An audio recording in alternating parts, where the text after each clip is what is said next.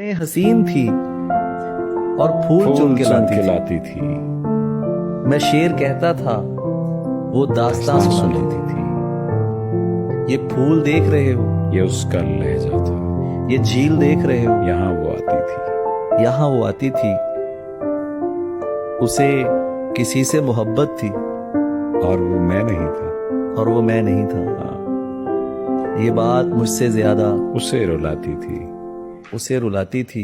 ہاں اسے پتا تھا میں دنیا نہیں محبت ہوں. وہ میرے سامنے کچھ بھی نہیں چھپاتی تھی. میں اس کے بعد کبھی ٹھیک سے نہیں جاتا. وہ مجھ کو خواب نہیں نیند سے جگاتی تھی.